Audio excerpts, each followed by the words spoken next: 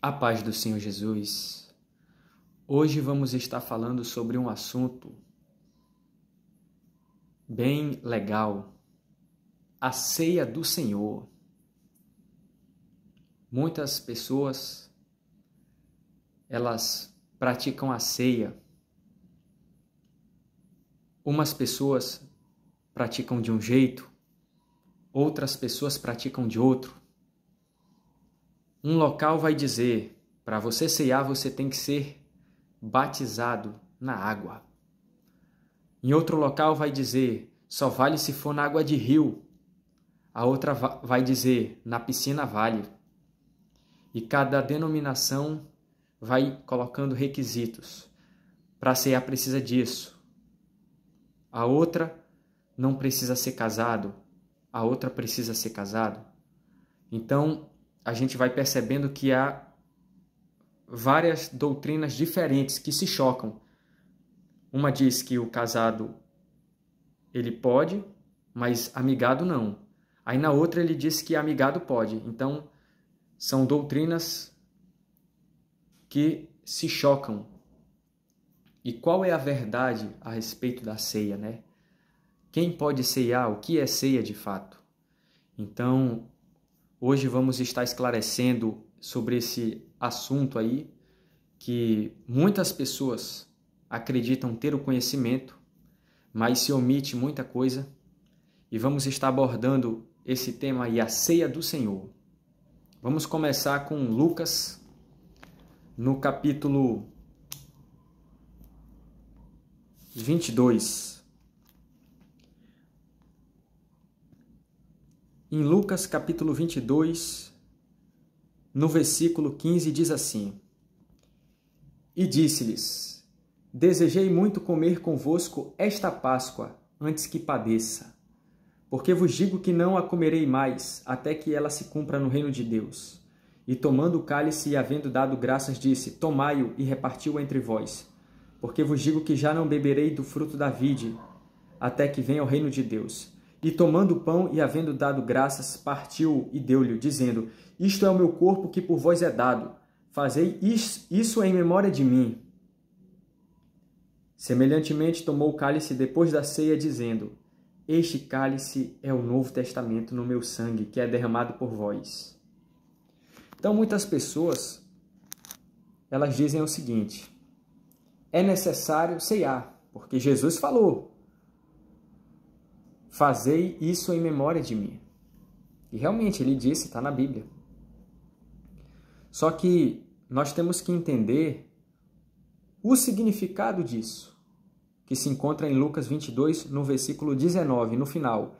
Fazei isso em memória de mim. Quando nós vamos ler o capítulo 22, nós vamos ver que a ceia que Cristo comeu era a Páscoa.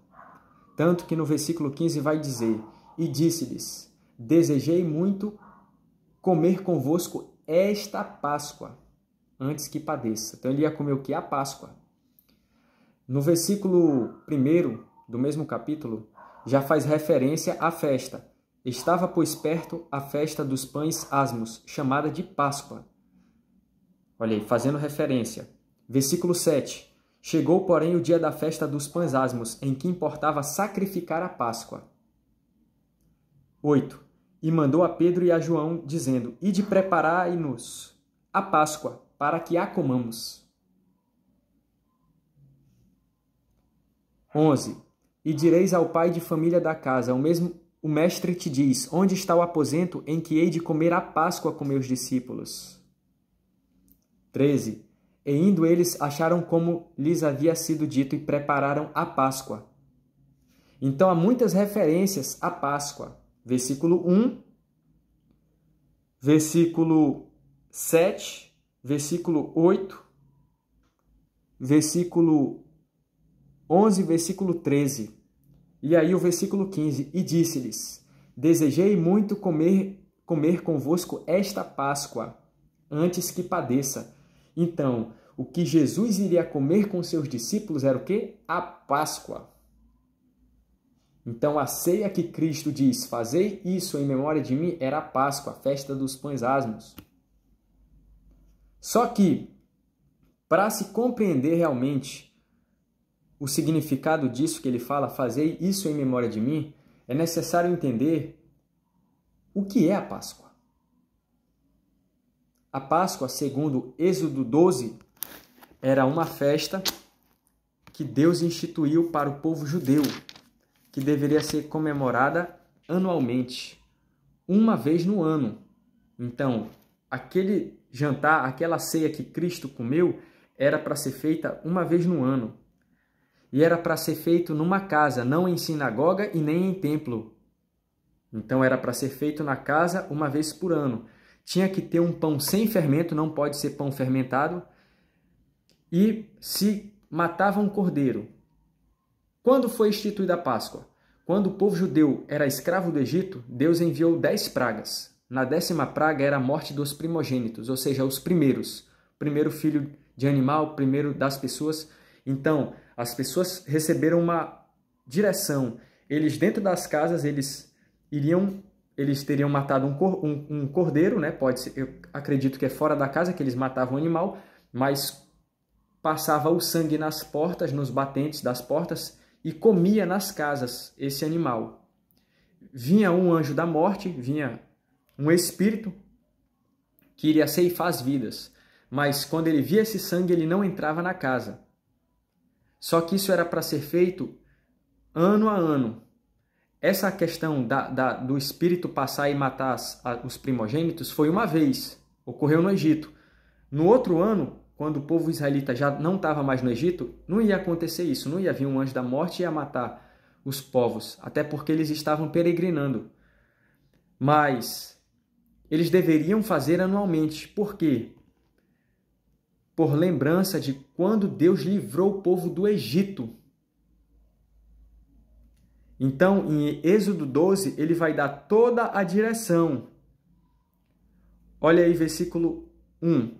E falou o Senhor a Moisés. Então, foi Deus que disse. Ó, e falou o Senhor a Moisés e a Arão na terra do Egito, dizendo: este mesmo mês vos será o princípio dos meses, que vos será o primeiro dos meses do ano. Então, Deus determinou um mês para ser o primeiro. Falai a toda a congregação de Israel, dizendo: aos 10 deste mês, tome cada um para si um cordeiro, segundo as casas dos pais, um cordeiro para cada casa. Mas se a família for pequena, para um cordeiro. Então tome um só com seu vizinho, perto de sua casa, conforme o número das almas, conforme o comer de cada um, fareis a conta para o cordeiro. O cordeiro ou cabrito será sem mácula, um macho de 1 ano, o qual tomareis das ovelhas ou das cabras. E o guardareis até ao 14º dia deste mês. E todo o ajuntamento da congregação de Israel o sacrificará à tarde. E tomarão o sangue e poluão em ambas as ombreiras e na verga da porta, nas casas em que o comerem. E naquela noite comerão a carne assada no fogo, com pães asmos, com ervas amargosas a comerão. Não comereis dele nada cru, nem cozido em água, senão assado ao fogo, a cabeça com os pés e com a fressura. E nada dele deixareis até pela manhã, mas o que dele ficar até pela manhã queimareis no fogo. Assim, pois, o comereis os vossos lombos cingidos, os vossos sapatos nos pés e o vosso cajado na mão. E o comereis apressadamente. Esta é a Páscoa do Senhor. E aí ele vai dizer: e eu passarei pela terra do Egito esta noite e ferirei todo primogênito na terra do Egito, desde os homens até os animais, aos animais, e sobre todos os deuses do Egito farei juízos. Eu sou o Senhor. E aquele sangue vos será por sinal nas casas em que estiverdes. Vendo eu o sangue, passarei por cima de vós, e não haverá entre vós praga de mortandade, quando eu ferir a terra do Egito.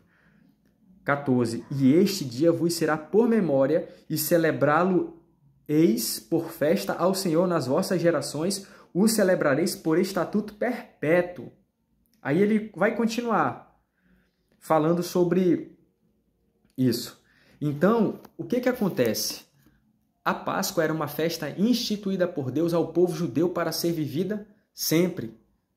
Sempre ia estar se celebrando aquele acontecimento.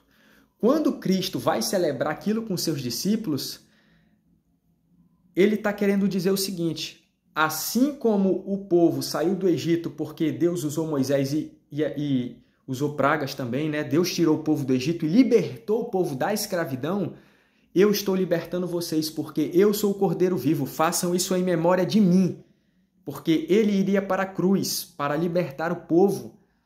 Então, ele é o Cordeiro vivo, como disse João Batista em João, no livro de João, capítulo 1. Eis o Cordeiro de Deus que tira o pecado do mundo. Então, é muito claro, tá? Em João, no livro de João, capítulo 1, no versículo 29. No dia seguinte, João viu a Jesus que vinha para ele e disse: Eis o Cordeiro de Deus que tira o pecado do mundo. Então, Jesus iria para a cruz. Ele estava querendo dizer: façam isso em memória de mim. Então, o significado real ali é para que quando eles celebrassem a Páscoa, o povo judeu fizesse em memória do Senhor Jesus. Mas o que estão fazendo? Estão marcando uma reunião numa congregação, geralmente uma vez no mês, para dizer que quem toma aquele suco, que é um suco de uva, ou come o pão, está participando da ceia do Senhor, né? E está bem com Deus e tal. E quem não fizer está em pecado. Quem não fizer está desconcertado, está longe de Cristo. A Páscoa era uma ordenança para o povo judeu. Não é para o povo gentil, era para o povo judeu. E aí alguém pode perguntar, então, se deve comemorar a ceia ou não? Não vai fazer a diferença. Não vai fazer. Não vai. Porque a verdadeira ceia não é essa. Isso é apenas um ritual, que era uma celebração, mas quando era para ser feito para o povo judeu a Páscoa, que é uma celebração, né? Era para fazer em memória de Cristo, do que ele fez. No caso, ele iria fazer, quando ele disse para os seus discípulos: fazei isso em memória de mim. Ele ia para a cruz ainda. Mas o povo judeu ia comemorar a Páscoa no outro ano. Então eles teriam que fazer em memória de quem? De Cristo. Não é que aquele povo, que porque Jesus disse para eles: ide por todo o mundo e pregar o evangelho a toda criatura. Aí eles iriam sair uma hora de Jerusalém, né? Iriam pregar o evangelho. Essas pessoas não precisariam comemorar a Páscoa e fazer em memória de Cristo. Eles não eram judeus. Eles apenas precisariam crer em Cristo como seu Senhor e Salvador. Eles não precisavam guardar o sábado, não precisavam circuncidar, não precisavam levar o dízimo no templo, que era alimento. Então eles não estavam debaixo de lei, mas eles precisavam de Cristo. E aí é uma coisa que muita gente confunde. E a gente precisa esclarecer. Então aquele ritual que se fazem, ele não produz vida. Ele não produz vida. O que vai produzir vida é a verdadeira ceia, que está em João capítulo 6. A partir do 48, olha o que diz aí. Eu sou o pão da vida. Jesus afirmou que ele é o pão da vida. Vossos pais comeram o maná no deserto e morreram. Este é o pão que desce do céu, para que o que dele comer não morra. Ele está dizendo, aquele maná, quem comeu, morreu. Mas eu sou o pão vivo. Olha o símbolo da ceia, pão. Se liga nisso, olha o pão. Eu sou o pão da vida. Vossos pais comeram maná no deserto e morreram. Este é o pão que desce do céu, para que o que dele comer não morra. Ele não está falando da carne física, mas algo espiritual.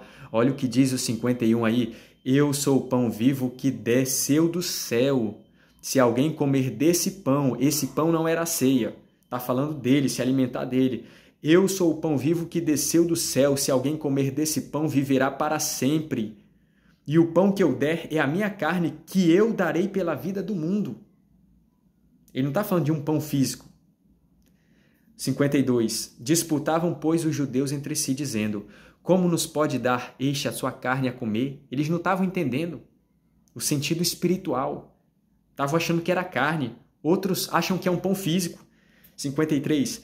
Jesus, pois, lhes disse: na verdade, vos digo que, se não comerdes a carne do Filho do Homem e não beberdes o seu sangue, olha o vinho aí, não tereis vida em vós mesmos. Jesus, pois, lhes disse, na verdade vos digo que, se não comerdes a carne do Filho do Homem e não beberdes o seu sangue, não tereis vida em vós mesmos. 54. Quem come a minha carne e bebe o meu sangue tem a vida eterna, e eu o ressuscitarei no último dia. Olha o que ele faz. Ele fala claramente que aquele que come a carne dele e bebe o sangue, olha os elementos da ceia aí. Ele diz que ele ressuscitaria no último dia. 55. Porque a minha carne verdadeiramente é comida e o meu sangue verdadeiramente é bebida. E ele disse no começo que não era como o pão que os pais deles comeram, aquele maná no deserto. Não é um pão físico, não é um pão físico. Olha o que diz o 49. Vossos pais comeram maná no deserto e morreram. Era um pão físico. Aqui Jesus não está falando de pão físico. Olha o 55. Porque a minha carne verdadeiramente é comida e o meu sangue verdadeiramente é bebida. 56. Quem come a minha carne e bebe o meu sangue permanece em mim e eu nele. Assim como o Pai que vive me enviou e eu vivo pelo Pai, assim quem de mim se alimenta também viverá por mim.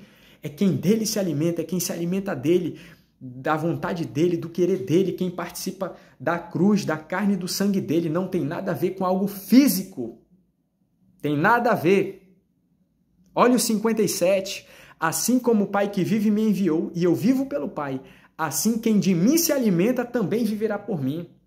Quem se alimenta dele, da presença dele, do Espírito dele, quem obedece a ele, quem carrega a cruz, quem se alimenta da carne e do sangue dele. Isso é algo espiritual, não é físico. Não é o pão que veio lá no deserto e não é pão físico.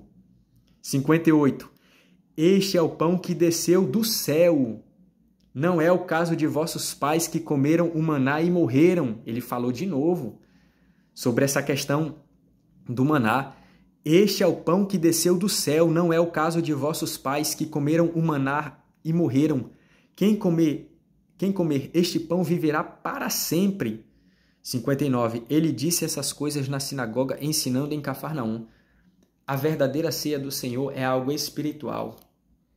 E se alguém se questionar, mas então eu congrego em uma denominação e eu quero ceiar. Posso? Pode, você é livre. Só que você não está ceando a Páscoa, judaica. Você não está comendo uma vez, tem uma data certa, tem o pão sem fermento, tem que fazer tudo aquilo, tem que ser judeu, tem que circuncidar, tem que se tornar judeu do judaísmo puro, na carne, e aí fazer em memória do Senhor Jesus. E quem é gentil? Não precisa, porque é pela fé em Cristo, não é por obras da lei. Quando nós vamos para Gálatas, no capítulo 5, fala a respeito disso, sobre essa questão da liberdade em Cristo. Olha o que diz aí no versículo 1 de Gálatas 5. Estai, pois, firmes na liberdade com que Cristo nos libertou, e não torneis a meter-vos debaixo do jugo da servidão. Que servidão era essa? No versículo 2 ele vai explicar.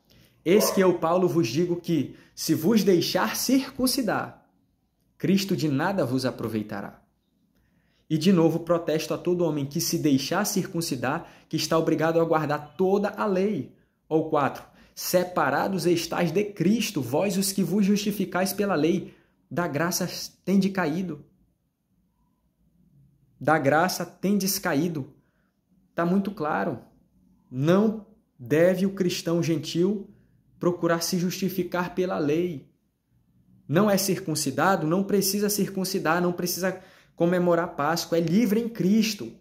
O verdadeiro alimento é o maná que veio do céu. É espiritual, não é físico. Que Deus abençoe a todos. A paz do Senhor.